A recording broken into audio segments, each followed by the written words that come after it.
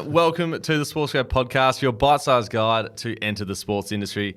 And with me in the studio, as always, is the sassy Ruben Williams. How are you, mate? G'day, Ryan. I'm very well, thank you. I don't know what to say to that, but it's a pleasure usually to do this podcast with you, but today we're just having fun, aren't we?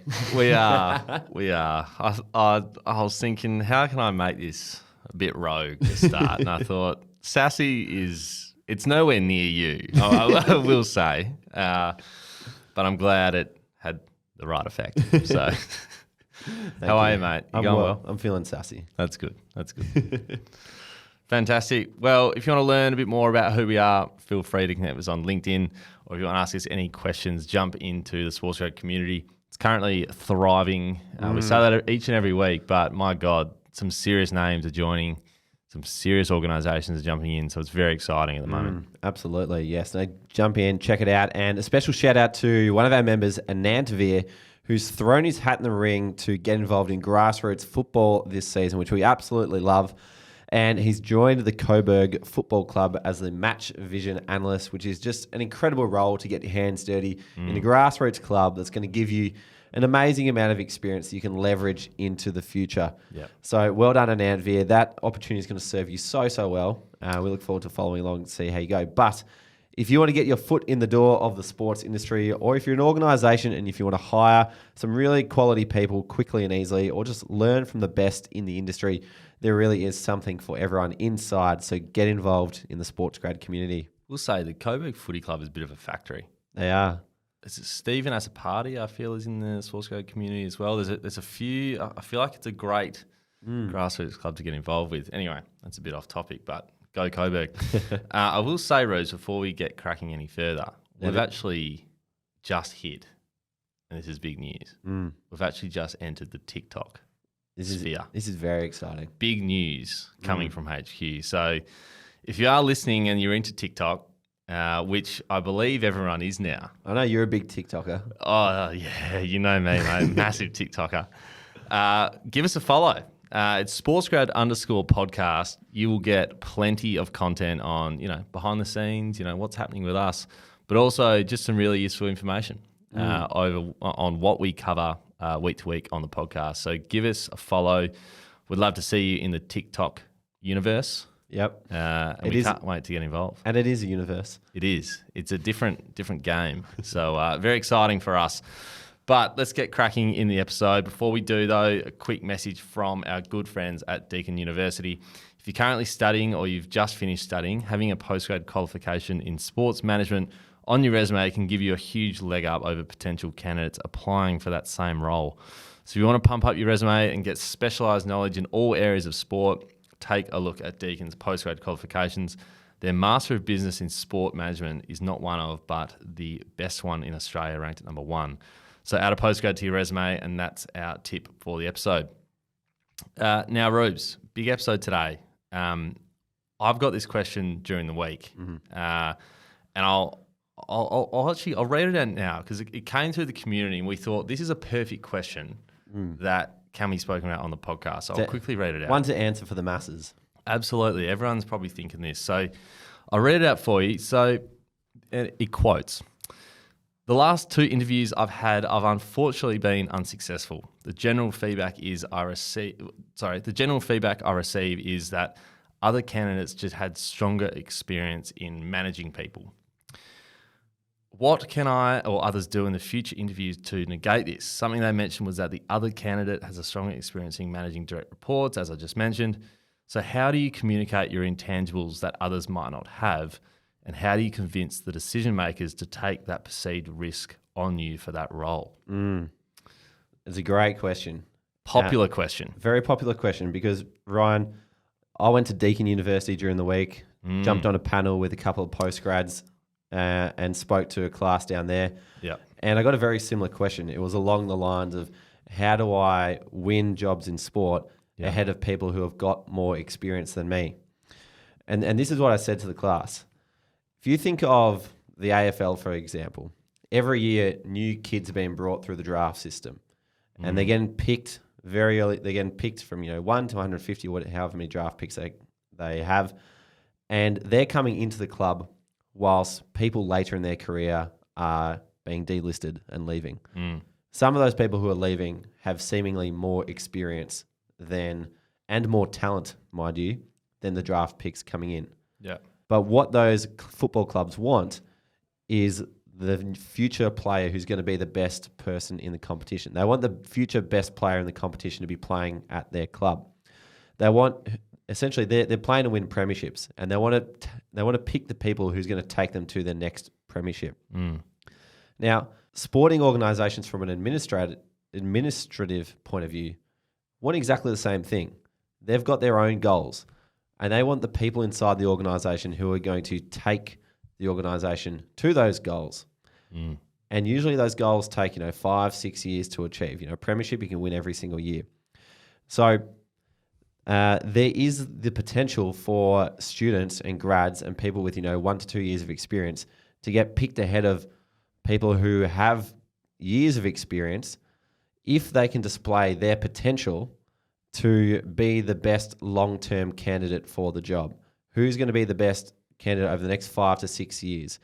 And you can demonstrate that you are going to be that person by leaning on a few things. It's all about how you communicate your potential. So when you break down potential, things that indicate your potential are qualities like your leadership ability, or your initiative, or your creative thinking. And I'll go back to leadership. If you're going to be there for 5 or 6 years, even if you're going to be at a footy club for the next 10 years, they want future leaders. The organisations want future managers who can look after direct reports. So that's why having an innate leadership ability becomes really critical and a great indicator of potential. The other one is initiative. If you are a self-starter, if you can be productive at work on your own accord, if you can think of ideas and bring them to life without needing anybody else to tell you what to do, then you're going to make the lives of the people around you a lot more easy. The other one is creative thinking. So every organisation talks about being progressive and innovative and bringing new ideas to, increase what they do. That only comes from creative thinking. So if you can demonstrate that the way that you process information and solve problems is in a creative fashion, then people can, see how they can apply that sort of thinking to their organisation. And then finally, the last one is emotional intelligence. You're going to have to work with other people. You're going to have to manage up, down, and around you. You're going to have to work in teams, large groups, across functions. You need to be able to have emotional intelligence so you can get on with your people at work.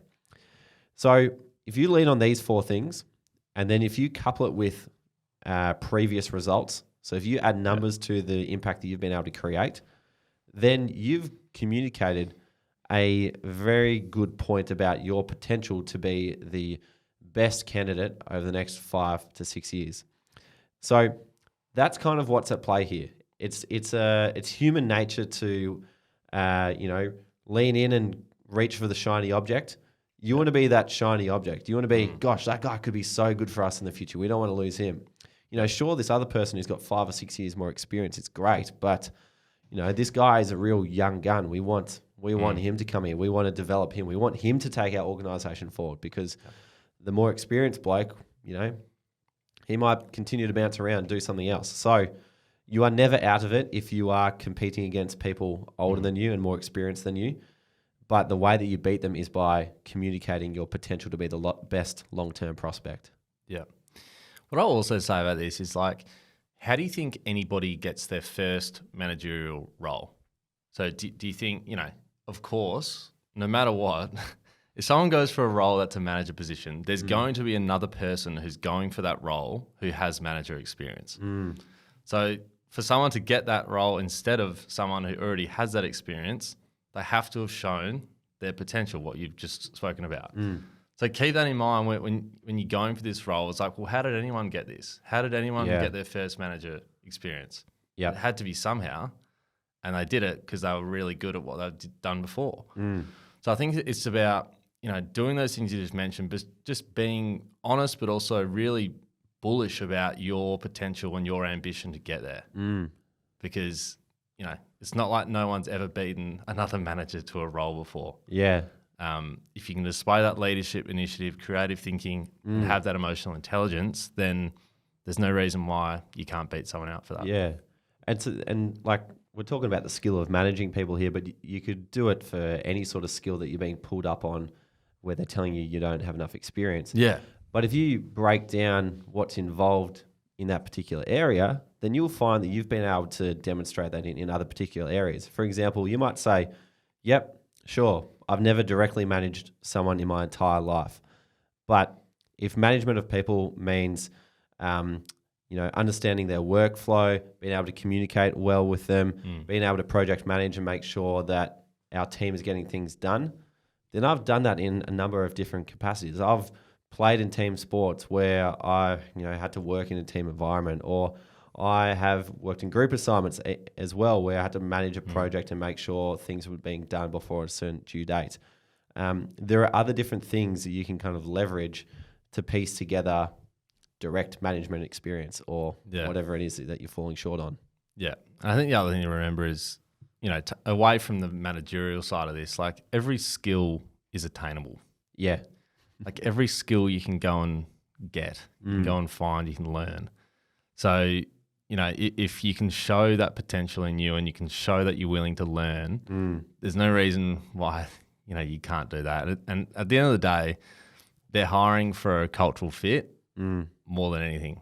Yeah. Yes, there's some jobs that require a certain skill, which is absolutely fair. But a lot of entry-level roles are, easily taught. You can go and learn those skills. So if you don't have if you've got 8 out of the 10 skills that they're looking for, that's okay, because you can get those 2 by showing your potential to be able to learn them and get there. And I think what you just said there as well about, saying you're willing to learn, that's a great lever you can pull on to give previous examples of your willingness to learn. Yeah. You might literally say, no, I haven't got this skill, but I'm a fast learner. I'm willing to learn. For example, in the past, in my previous job, I had never worked with Excel spreadsheets, for example. Yeah. But within a week, I was running functions and doing all these different lookup things that I'd never done in the past. Yeah. And I was off to the races and flying. And as a result, now I'm a gun on Excel.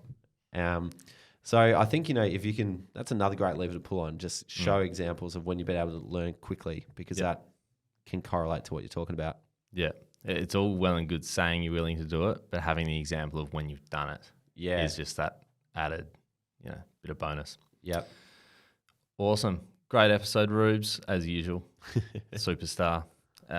If you want to chat to us or ask us any questions at all, find us on LinkedIn or jump into the Sportstrack community. We'd love to chat with you on there. So head to our website to join or head to the link in our show notes. Thanks for listening. We'll see you next time.